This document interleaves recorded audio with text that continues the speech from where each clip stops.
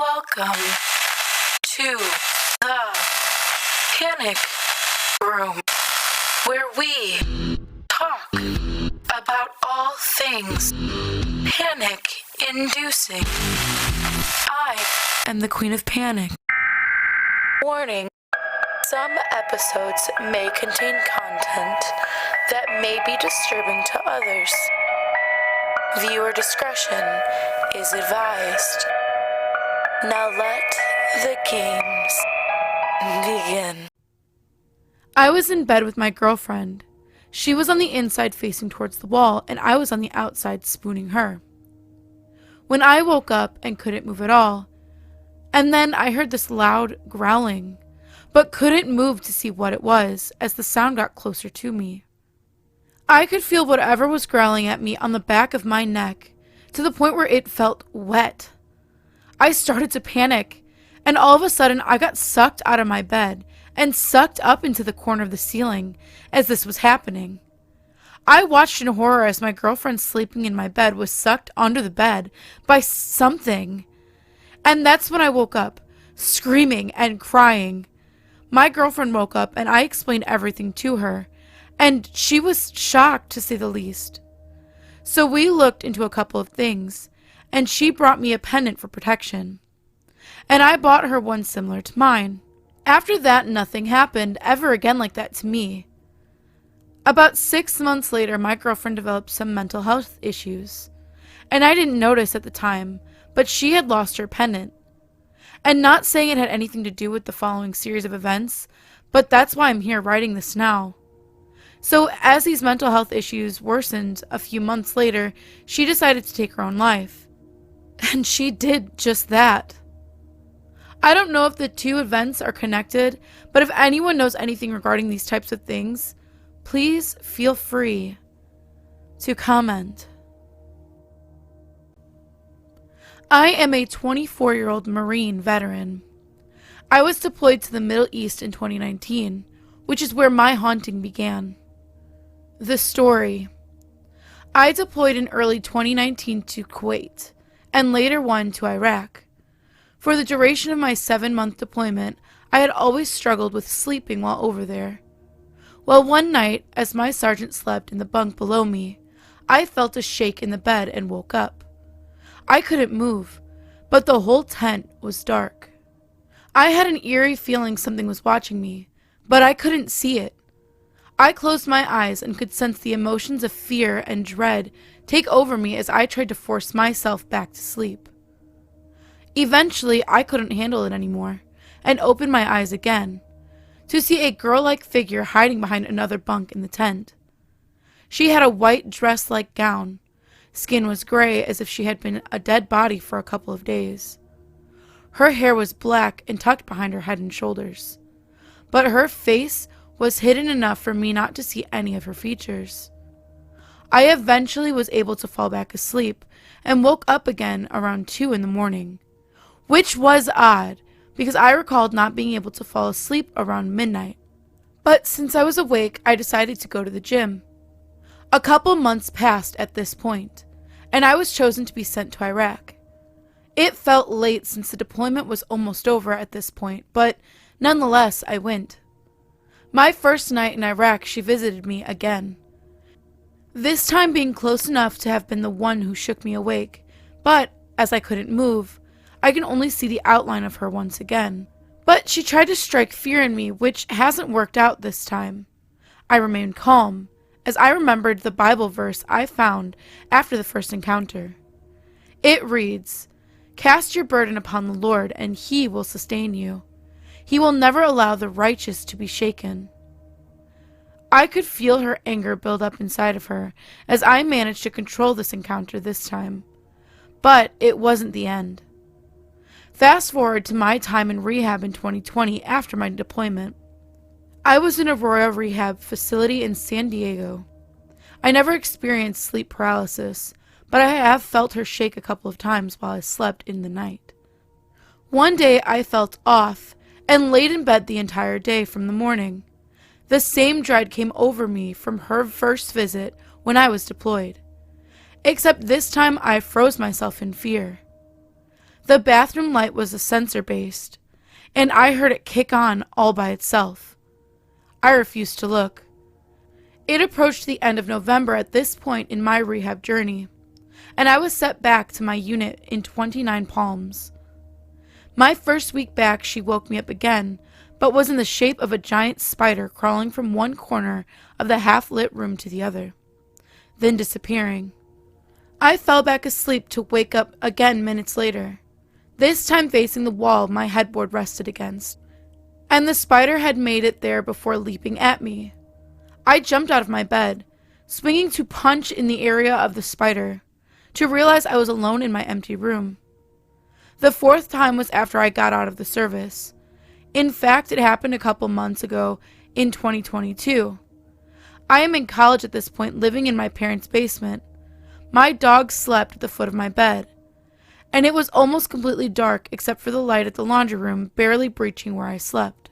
This time I knew she wanted me to see her fully, and if you thought any part of the story earlier was creepy, then you may want to turn away from reading this now.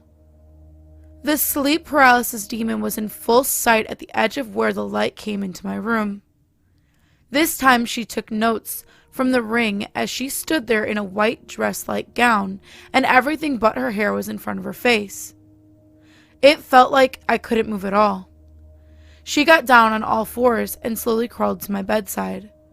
As she approached my bed, I saw her fingers come up first. Her skin was still as gray as it was before, but this time her fingernails were black, and they were shaped like claws. She pulled herself up just enough to see her face.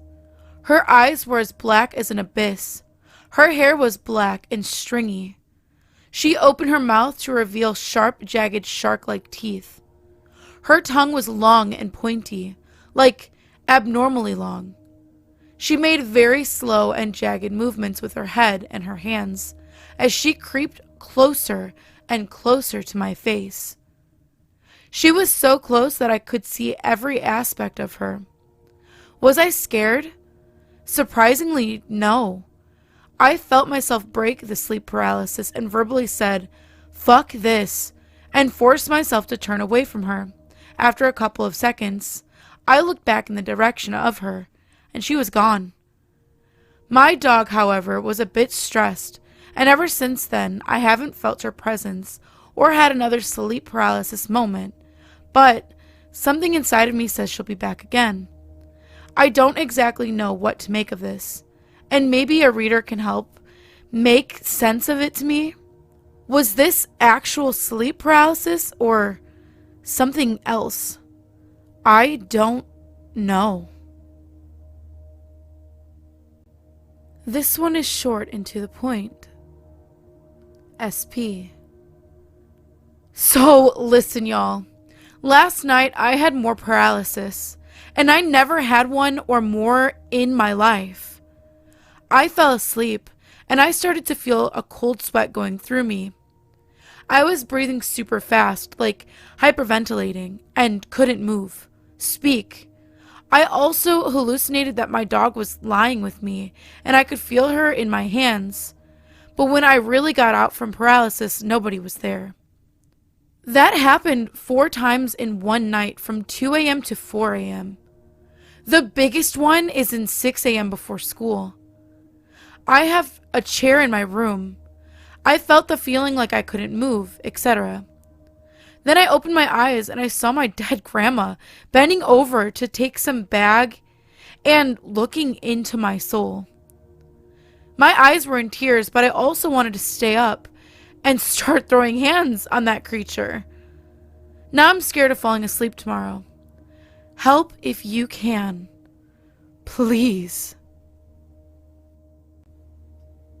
This happened a few weeks ago, and I've not been able to sleep well since. It plays over in my mind. Nothing like this has happened to me before. Bit of backstory. I suffer from night terrors. I have done this for about 6 years, since my youngest was born. I think it's night terrors. It's like my eyes are open and I'm aware of my surroundings, but see things that aren't there, Or at least that's what I always thought. Someone has said this might be sleep paralysis, but I've never been aware that I can't move, if that makes sense. I thought if you couldn't move with sleep paralysis, maybe one of you will know. I don't know what causes it, and don't really know how to control it, but I have somewhat gotten used to it. It happens a few per week. I should probably speak to a sleep specialist about it. Normally it's a tall man standing behind my door. He doesn't do anything. He just stands silently and watches. When I come around properly, it's my dressing gowns or coats hanging in the back of the door, causing the shape of a tall man. Every time my heart beats out of my chest for a few seconds, but mostly I can roll over and go back to sleep. Anyway, this night I was asleep/awake. Don't know how to describe the state. My bedroom door swung open and a child walked into my room. Not unusual, I have 2, 8 female and 6 male. It was dark, being the middle of the night, so I just saw the little figure. I watched the child walk around my bed. I sleep on the side closest to the door, to the foot of the opposite side of my king-size bed, like they were going to climb on the other side. I said, "Hey, are you okay?" They didn't reply. Without me feeling them climbing on the bed, a hand grabbed my foot, maybe 6 feet away from where they were previously standing. I have terribly ticklish feet, and accidentally kicked out when they did it. And kicked the child that I didn't feel climbing into my bed. My heart sank, and I rolled away to turn on the lamp, saying, "Oh, sorry. When I turned back, there was no child. I jumped out of bed, thinking I'd knocked them off the bed or something, and didn't hear it. No child. I checked the kids' room, and sure enough, there they were, both safe and sound in their beds, fast asleep. I know it sounds mad, but I'm physically shaking typing this. I, to this day, do not know what happened, and have thought about it every night when I go to bed. I usually have episodes where I'm just frozen and don't really see the Shadow Man, but last night was the second time I saw him. I'll tell both because they were both pretty scary and unusual. First time was while I was visiting Syria in the summer. Me and my brother share a bed over there, so I was next to him. It was morning, and it was light out. Anyway, I woke up on my back, frozen, unable to talk, and I saw him in the corner. For me, the Shadow Man is just a blob of black with white eyes. He's pretty cute, but you always have a bad feeling about it lingering. Anyways, it was about 2 minutes of me staring at it, and then this static started blasting my ears, and everything went blurry. And it was on top of my brother. Like, it teleported on top of him, and I remember trying so hard to wake him up with my hand, but I couldn't. I think definitely the scariest part of sleep paralysis is the fact that you're stuck, even when the shadow dude isn't there. Second time happened last night. I woke up, this time on my stomach, which was also unusual. Something weird about this experience was that the static noise was so extremely loud, I wanted to cover my ears, but I couldn't. My ears physically hurt so much, man, and it lasted like 2 minutes. The shadow dude was there again, just standing in the corner. Right before I snapped out of it, I felt my shirt being pulled up, and then I jumped.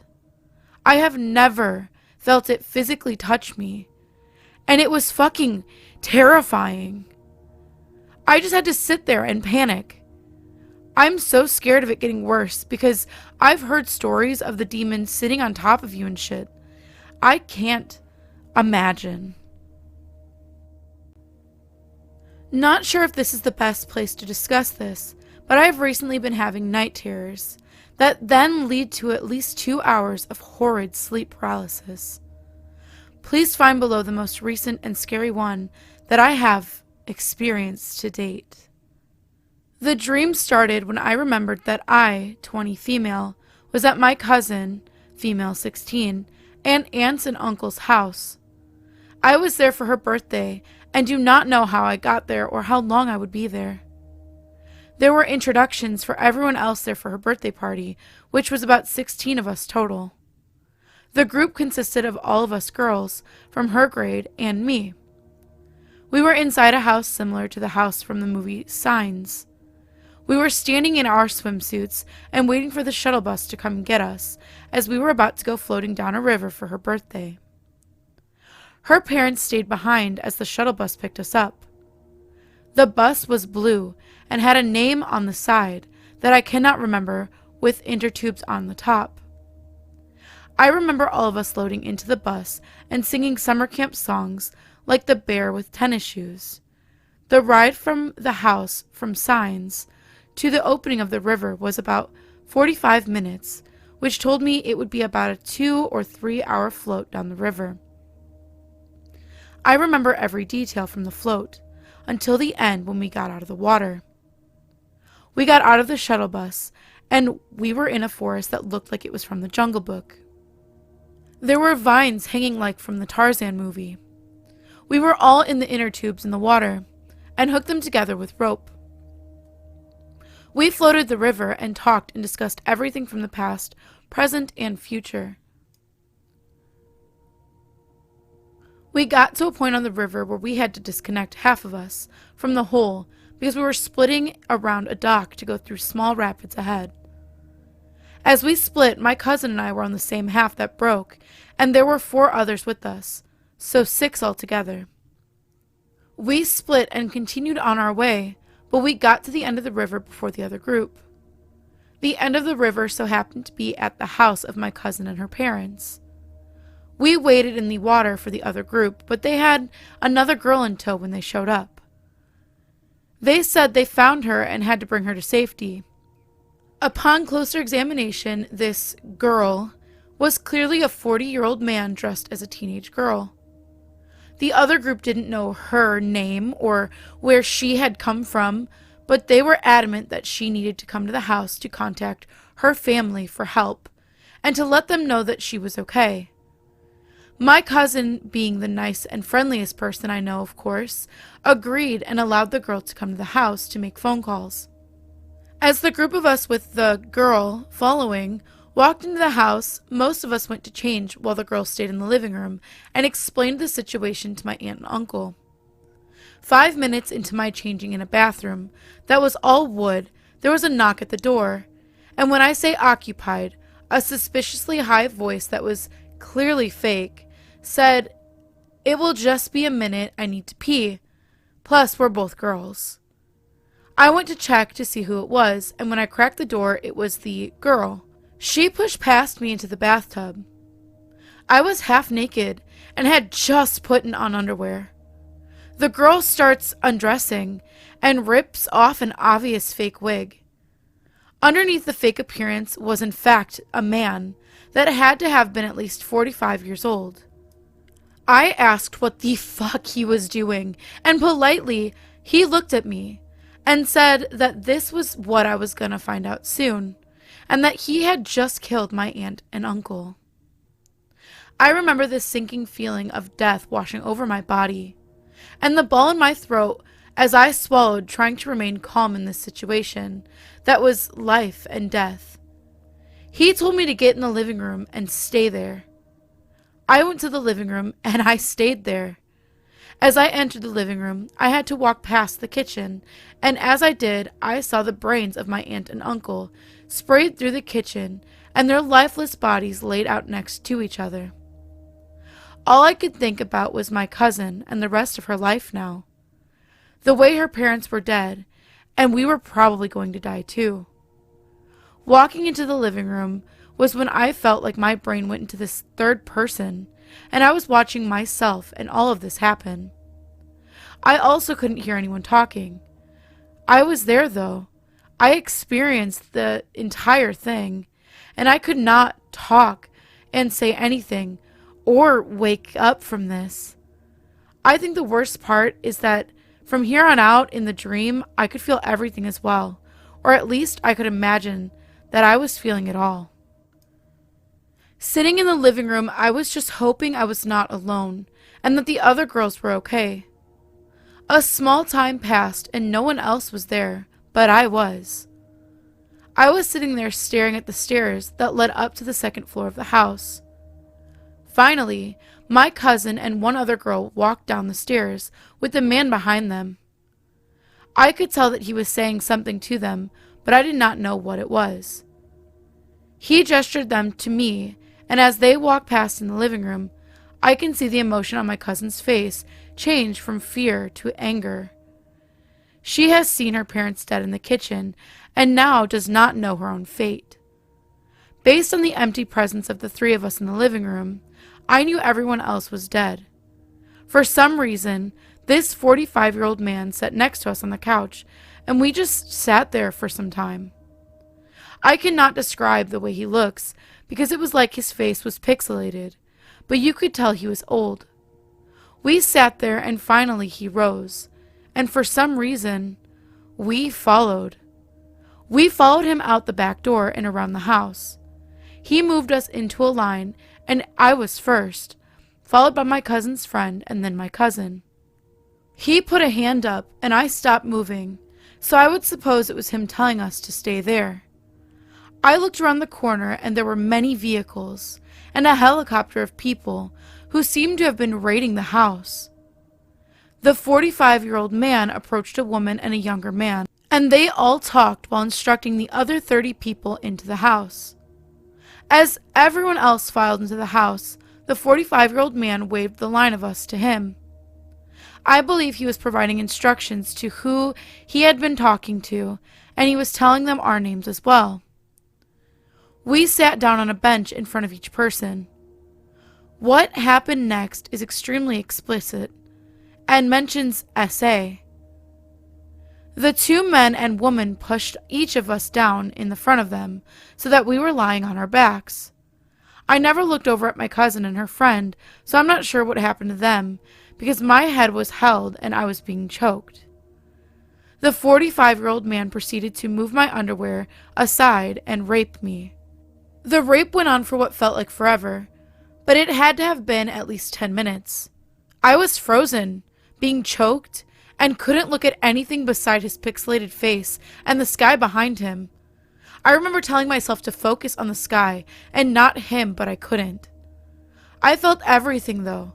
I remember feeling every time he was in and out of me, and the way his chalky, cracked hand would grip tighter around my throat, and how cotton-mouthed I was.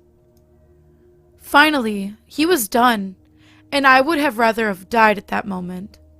As he finished, the other girls next to me were bawling, but I just stayed there looking up. I felt a tear roll down my face, and I wished I would wake up. The three people switched places, and everything else happened all over again, but now it was someone else. The same fucking thing happened 3 times, but I could not wake up. I lay there. The worst was the woman. She was throwing punches while raping me. I felt every punch, and the third person wanted to punch back and fight, but I could not do anything. Watching and experiencing this felt like there were multiple screens open to the same movie, but from different perspectives. Except it is a silent movie, and you just have to be in the moment with the play-by-plays. Finally, the horror ends. The 3 left, and all of us gather and sat there and waited. Time passes again, and people in military vehicles show up and save us. They kill every one of the people that touched us, and all the people in the house. 3 military men threw blankets on us, and put us in the truck, and we were there together and safe. I could tell they were trying to ask us questions, and my cousin was telling them, but I was just there. Oddly enough, it felt like the ending of Midsummer. I felt like I won at the moment. This was when I woke up, or at least I thought so. I opened my eyes, but I could not move. I could not talk. I opened my mouth and nothing came out. I was looking around the room, and it was weird because I was at my sister's, but I didn't feel like it. I was there. All of a sudden, it was 10:45 a.m., and I believe at least 3 hours had passed, and I had no recollection of waking up. All I could remember was the dream. Last night, I was having a nightmare of something about werewolves and helping people escape. But as I awoke from that nightmare, I guess my brain wasn't done, and froze my body as a figure slender, about 7 or 8 feet tall, stood by my wall. I couldn't tell what it was, as it was all dark and stared at the wall. I was scared at first, but it wasn't my first event of sleep paralysis. But as I tried to wake up, I couldn't. I was then confused as to why he was not jump scaring me or jumped on my chest. I then saw it turn to me, and it had this deer skull for a head like a Wendigo, but it was different in the body-wise. I then woke up from it, but staring at the area where he was, I could faintly see him like a blurry. I don't know why he didn't look at me or what he wanted, but weirdly enough, I kind of wanted to talk to it.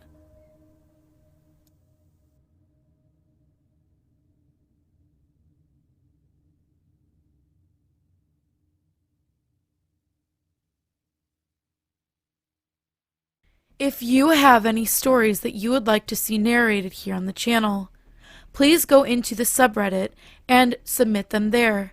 The link is in the description. Also, we do have a Discord now. Thank you so much to Creepy Clown Girl for putting it together for us. You can come hang out with me and other narrators and get the party started, get spooky with us. That link is also in the description as well. And last but certainly not least, I wanted to introduce the King of Panic. We have a lot of brand new content coming soon with him in it. He is very talented. He does not have his own channel. He just kind of wants to be a part of this. So if you would like to hear from him once you start and you like his voice, stay tuned here. And as always, thank you for visiting the Panic Room. You have successfully made it to the next portion of your tour. Please stay tuned for your next prompt. Click the like button and subscribe to receive notifications for when the next portion of your tour is ready to join. Thank you for watching. Don't let the panic drown you.